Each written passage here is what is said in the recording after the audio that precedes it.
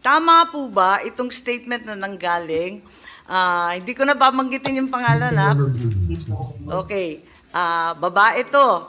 At nakausap po natin itong dalawang babaeng matatapang sa QC. Ang sabi, may tauhan na kumukuha ng pirma sa aming barangay at pinapangakuan ng ayuda. Yung listahan, may nakalagay na precinct numbers na. Pumirma kami kasama ng aking asawa, kapatid at ninang, ngunit hindi ba namin nakukuha yung ayuda hanggang ngayon. Tama po ba yon? Tama po ba yon, Witness 3? Tama po. Okay, Witness 4. Madam Chair, Yes po. Yes, if they are brave Congressman witnesses, bakit po sila nakamaskara? po. Kung sila po ay matatapang na mga witnesses, bakit po sila nakamaskara? Ako, pinakamatapang na po yan. At yung Sila- iba talaga ayaw pumunta. Bakit po sila nakamaskara? Ang alam ko po sa matatapang na witnesses, talagang haharapin po nila lahat ng consequences. Tama. Thank you. Pwede ninyong sagutin, ba't kayo nakamaskara? Ba't kayo nagkukuble?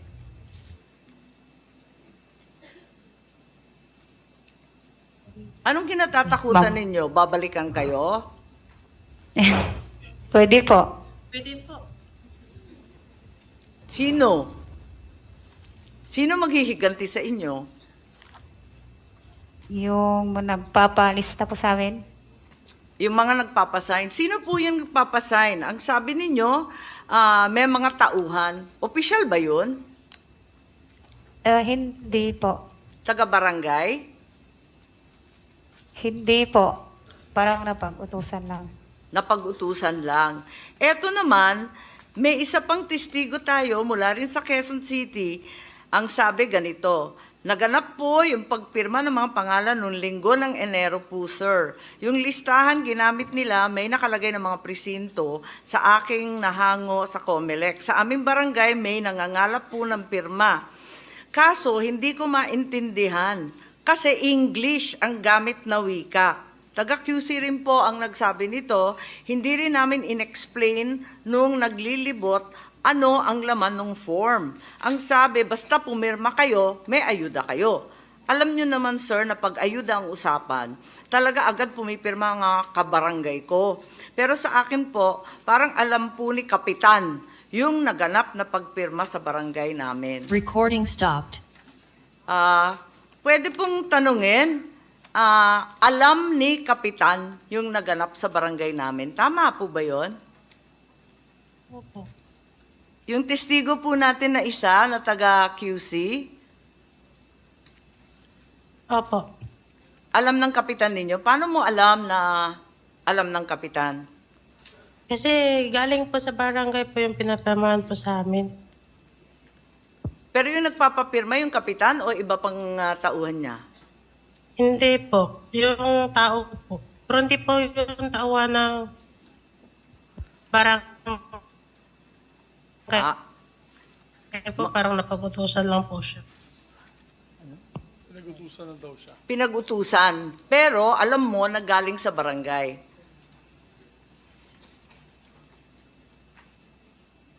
Kaya ka ba natatakot? Kasi galing sa barangay.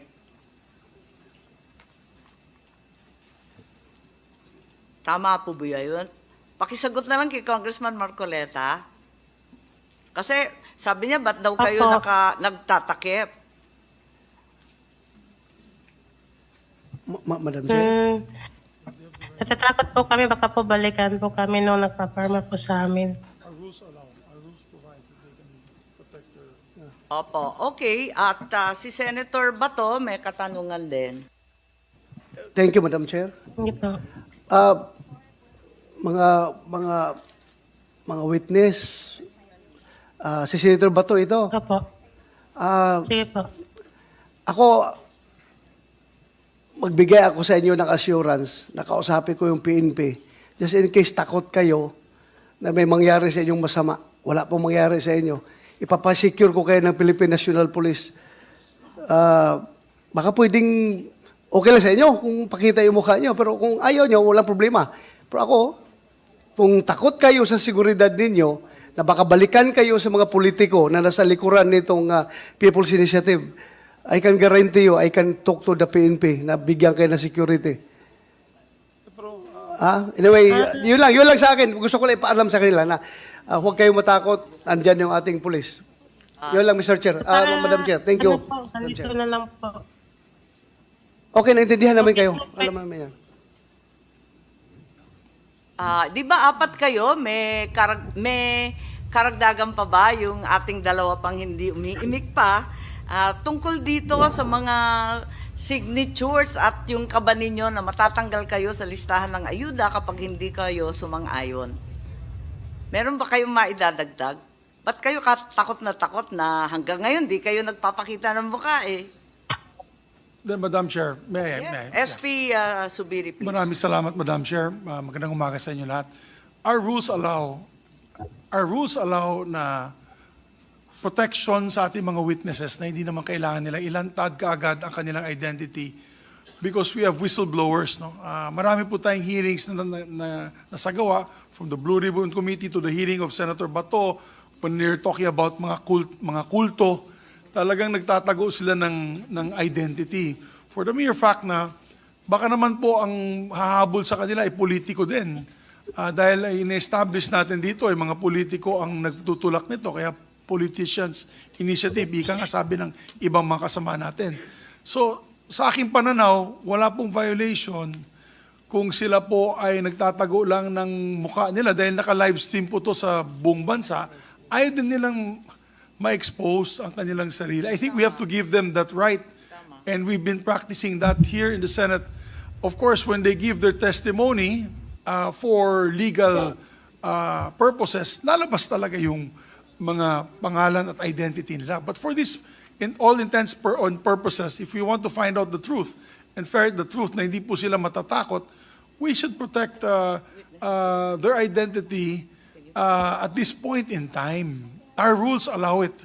I do not know the rules of the House of Representatives, but the rules of the Senate allow that their identities may be protected until, of course, the actual factual certification or subpoena and rather affidavits will be issued for our courts, no, for the cases to be filed.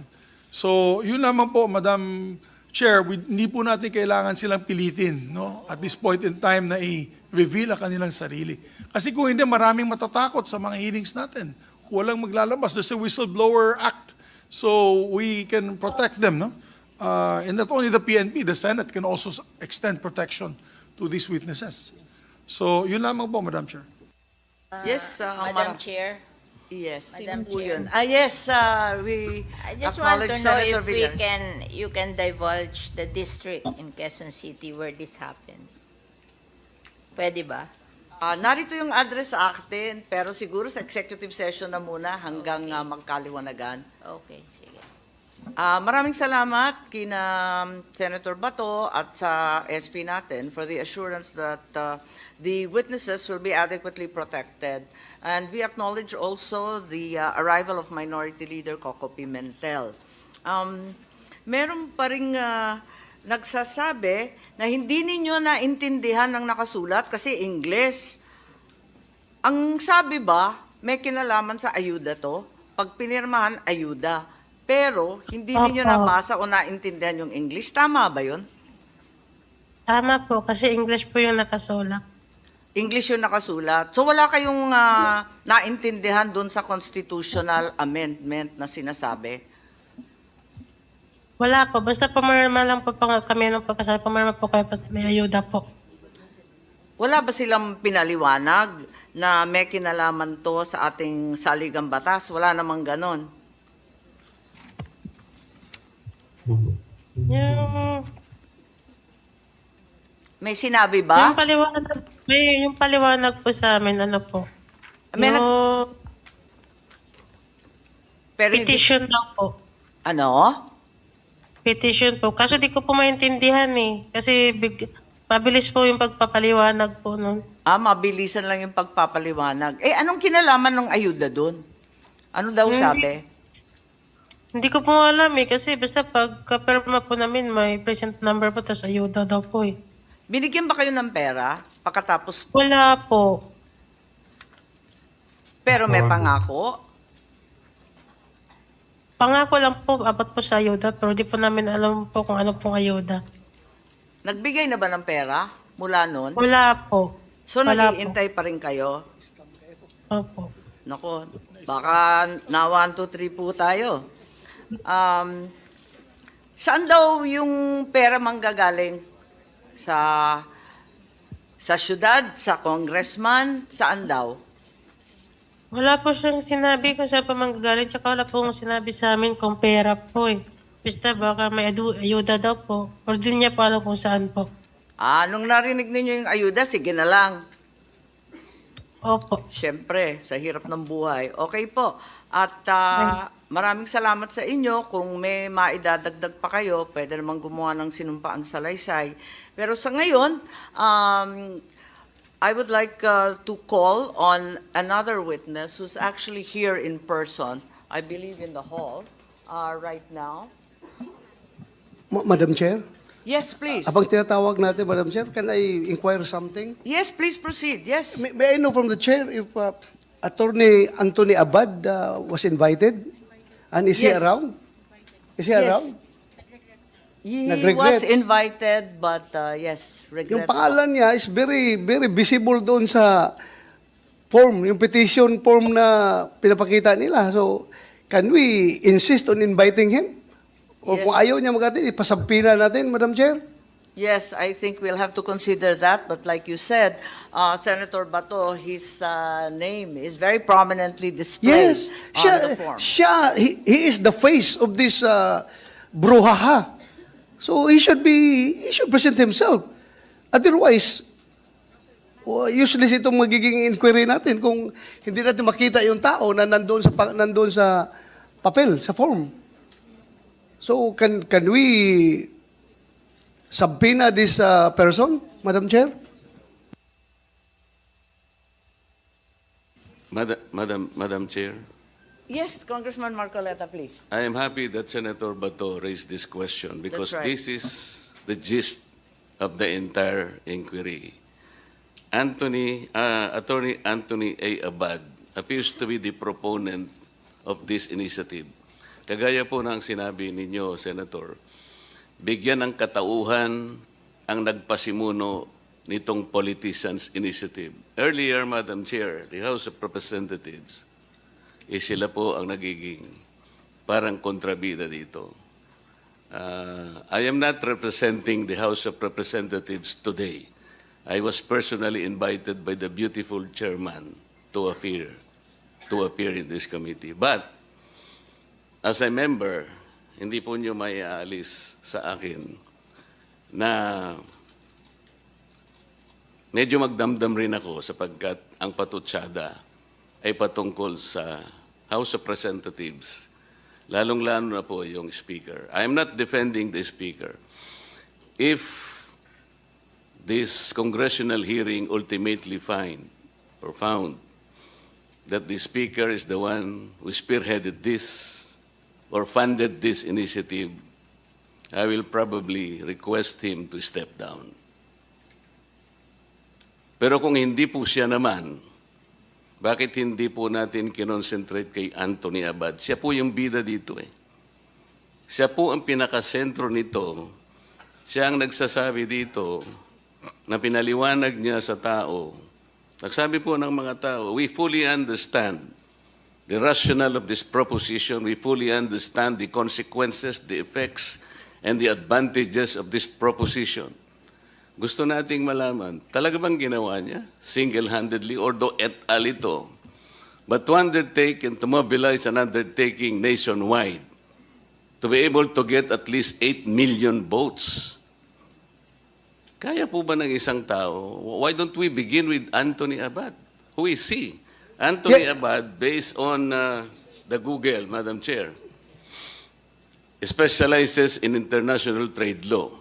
He has been in legal practice for 17 years, and he is at present an independent advisor of the Philippine Senate. May I know, Madam Chair? from, Nasa Google po. At kung sino- nakalagay din po sino sa sina- Google, he took his oath before the office of Senator Aquilino Pimentel. Nasa Google po. Kaya Kailangan po nating makita lahat eh. Sa Google po yan. I was also shown that picture, pero hindi ko ma-date eh. Mukhang bata pa kami nun eh. So, so must have been years ago. And if we are talking about that, if he is also that Anthony Abad named in the signature sheet, so we are assuming a lot of things. Pero right now, he's not a consultant of my office. But, so kailangan pasiputin natin itong Attorney Anthony A. Abad. So, Triple A. Yes. Attorney Anthony A. Abad. So, para malaman po natin. And if that person seen in the picture taking an oath before me, if he will admit that he is the one, then we're talking about the same person. But he's not a consultant of my office, so I don't think he's also a consultant of the Senate. Wala. So maybe that was siguro part of his biodata. Siguro once upon a time, baka nangyari yun. And then, since nandito na rin tayo sa topic na ito, the burden is all with Attorney Anthony A. Abad because no other lawyer can file that petition and claim that he or she is under that et al. Hindi mo pwede yun. So it's only if the signatures are genuine and real and then freely given, it is only this Attorney Anthony A. Abad whom they have authorized to file the petition. No person, no lawyer can claim to be et al. Kasi hindi siya pinangalanan. So that's my theory. Kaya I agree with Congressman Marcoleta. We really have to identify who is. Pero medyo common name kasi yan. There might be more than one Anthony A. Abad who happens also to be a lawyer. So Yes, we need to Senator, look for but this person. We can start with him. Yes, This is an A4 sheet of paper. that's right. 10 signatories per sheet. If Anthony Abad is out to get 8 million votes to satisfy the threshold of 8 million, this is the requisite of the People's Initiative, he will need 800,000 pieces of this A sheet. Nakita ko po yung nakakuha ko ng isang ream nito. This paper was imported from Indonesia. This is 70 GSM. I want to ask Anthony Abad, kinuwenta ko po kung magkano siguro about 1,500 something reams. $500,000 pesos, ito pala mong papel. Ipiprint mo ito, palagay mo na lang 2 piso. 800,000 seats, that 1.6 million plus 500, that's about 2 million. Saan niya kinuha ni Anthony? Maybe we can ask questions directly from this guy. Hindi yung mga nakatakip ang mukha. They're so brave enough not to be able to expose their faces in the public. I'm sorry, Mr. Senate President, but I read your rules of evidence. If the substantive rights of people affected in this hearing, they should also be protected. How can we, for example, confront the accusers if they are all masked? Hindi po ganito. I am not defending the Speaker of the House of Representatives. I will repeat this. If this investigation will find out na siya po ang nagpondo, I will politely ask him to step down.